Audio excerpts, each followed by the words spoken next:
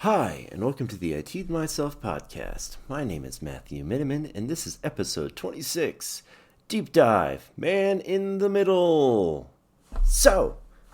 Man in the Middle attacks. If you have spent any time in security or in IT, you've probably heard of the term man in the middle attack. In fact, quite a few people have probably heard man in the middle, man in the middle. There is a concept of man in the middle, and it's exactly what it sounds like. You have somebody who's in the middle. They are in the middle of a conversation, and the man in the middle attack is basically a concept where an attacker places themselves between you and whatever server or website or device that you are attempting to talk to.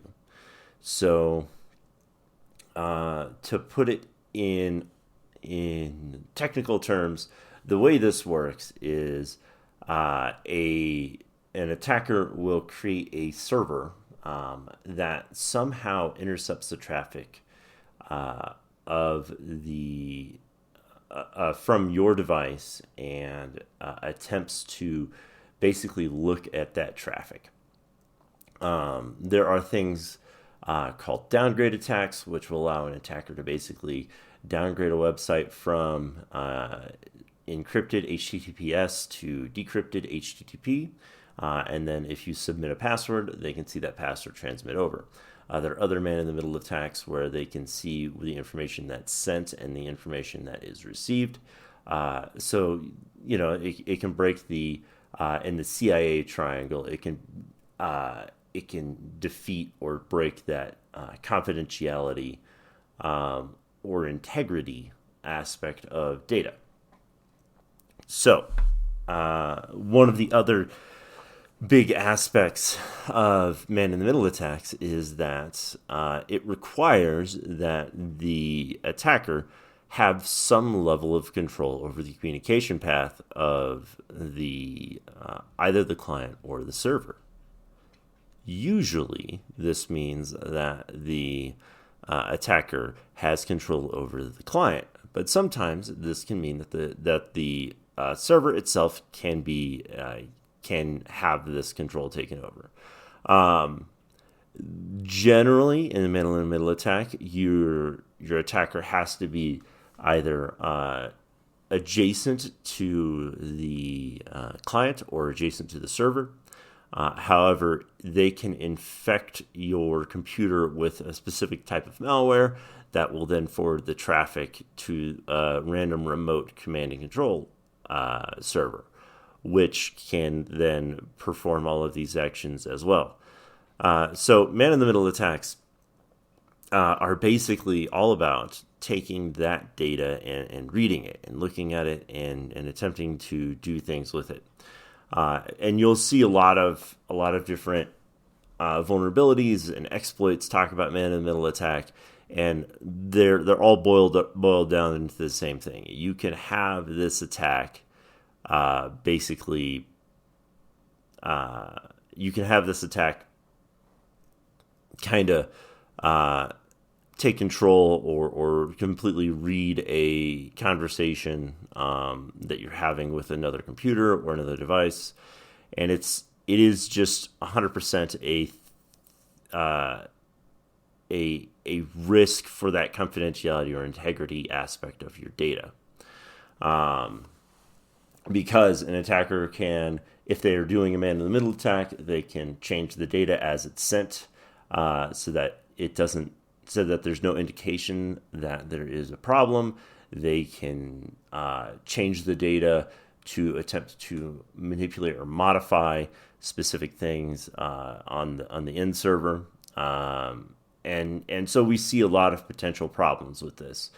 But again, the big risk is that the attacker kind of has to have taken control over some aspect of the communication path in the first place. That's not to say that it's impossible for them to do something or that it's okay to just ignore, because, I've secured my network and so I don't really have to worry about any vulnerability or risk from this aspect. No, you still do have to patch these vulnerabilities and exploits, just in case they may lead to a different type of problem or a greater problem, or that there's some additional issue that could occur off of it. Again, this is the concept of security in depth. We don't just secure the one thing; we secure it all because you don't know what is going to become compromised. So, when looking at a man-in-the-middle attack, you have to be able to identify what servers somebody is attempting to control or attack.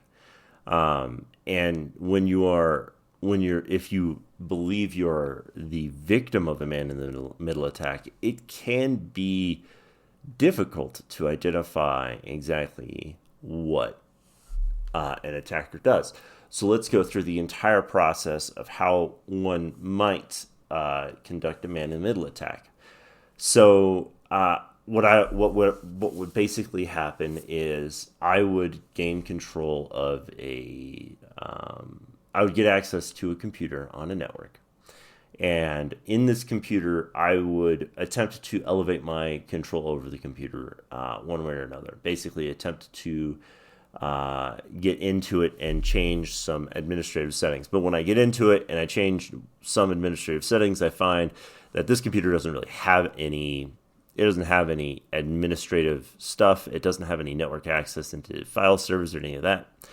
So when I elevate my administrative access to it, I really can't do anything to the network, to the greater network. And so what I do is I configure it so I can see additional information that is being transferred to and from everything. And the way I do this is I create what is called a hosts entry for a specific endpoint servers. And so, like, if I'm working on an organization that has Office 365 and I know that, I can create a hosts entry, a DNS entry for Microsoft.com or Office.com, and basically point it to wherever I want.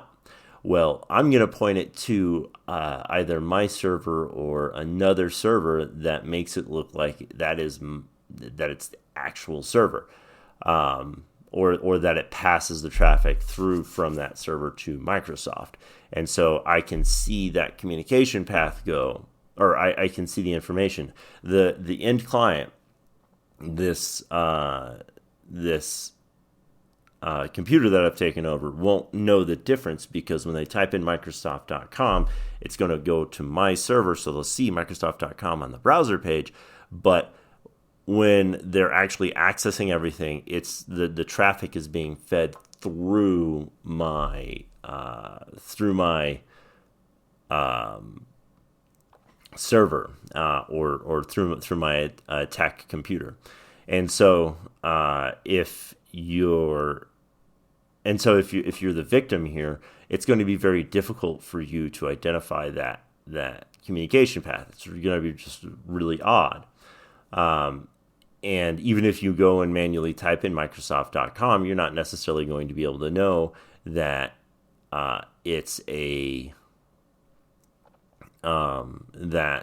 you're being fed through something else.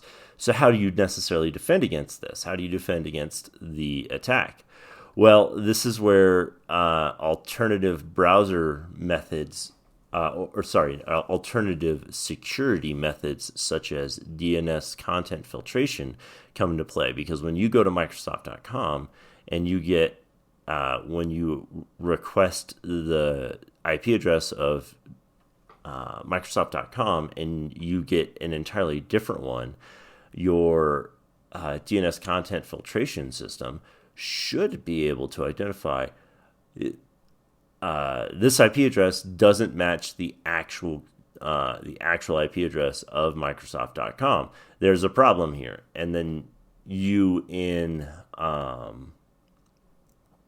on the attacked computer, you on the victim machine, your content filtration would then stop you from going to this bunk Microsoft.com website, and it may even tell you that where it's being fed through. It may be able to give you some additional information or glean that. And this sort of works on the same. This is also how phishing websites would also be tracked, and you'd be able to defend yourself against certain phishing websites. DNS content filtration is powerful in this way because it can identify the traffic and where you're attempting to go.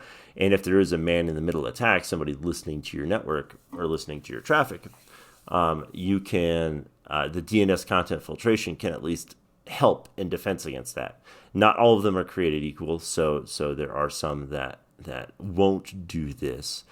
However, it's very possible that you can find one that is good, and there are plenty of them. So, like I said, I'm not going to suggest a product here because that's not my job. You guys find it yourselves. You kind of have to weigh this again. You have to weigh them against each other, and there's a good chance if you're looking at 3 of them, 2 of them will be able to do this. Anyways, fuck hell. The other aspect of the man in the middle attack is that you are not going to be able to stop it unless you're aware of it. And so, again, looking at where your traffic is communicating to is important. And this is another reason why having a modern firewall in place is important, is vital. Kind of just the thing you need to do is have this modern advanced firewall, because an advanced firewall can see that traffic leaving to a malicious IP address. And this is why we do traffic analysis and have things like Suricata and all of that inside of a network, so that we can see where communication paths are where communication is being made on the network. And this is like a really hard concept for business owners to fucking understand, is that you actually do need to spend money to do these things. This isn't something that is just gonna that's nice to have. You need to actually fucking spend money on an advanced firewall so that you can protect yourself in this circumstance. And again, it is 100% possible that you can defend yourself appropriately doing just the bare minimum. However, that means that if you at all fail in your security, or there ends up being an exploit in something that you've done along the way, that means that you are unable to defend against the attack. So that's why we do this defense in depth, so that way we can understand and know when we have an issue, and we can prevent it when it occurs. Anyways, so next generation firewall can help identify where the traffic is going, and then if it's going to a known malicious website or a suspected malicious website, it can at least identify that and prevent you from issuing that communication. That is 100% the reason why you need an IDS, an intrusion detection system, and you need to implement it in your network. Now, a lot of the new big buzzword for a lot of companies is network-based intrusion, network-based intrusion detection, or network. Gosh, I can't think of the word now. Network detection and response, or extended network extended detection and response. So NDR or XDR, which all plays off of the EDR, enhanced detection and response title or product line. And basically, all XDR, NDR, EDR, all they do is they look and they identify from start to finish how an attack has occurred. So an EDR can look at your computer and identify processes that are running, and basically track an attacker's path as it does things on your computer. So it can attempt to identify when somebody does something that's not standard attack method. It's fucking Alexa speaking up behind me. Anyways, an EDR will be able to detect and identify novel attacks against your computer because it'll be able to identify when an application is doing something it normally shouldn't. And that's kind of the same process with an NDR or an XDR, is that they look at the network traffic and they're able to identify it that way as well. But from the perspective of the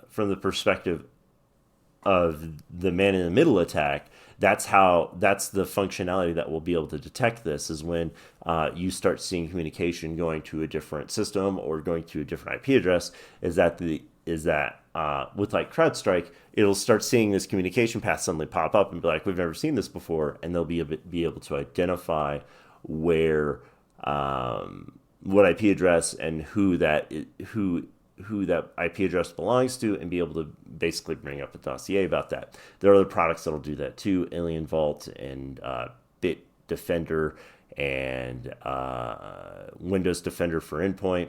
All of these will be able to do that, and just so happens that a lot of these are the top producers of the EDR process, XDR product. But the XDR NDR product is really just a buzzword at this point, because all it is looking at the same information and performing the same functionalities as the EDR. Just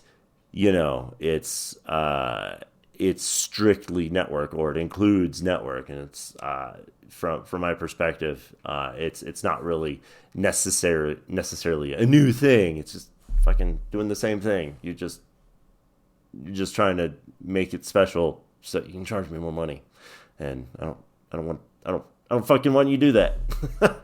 Anyways, man in the middle attacks, another way to defend against them, because again, since it is so fucking hard to defend against this, for you to know as a user that you're the victim of a man in the middle attack, it's important for you to identify and look at and pay attention to how your connectivity is and the behavior.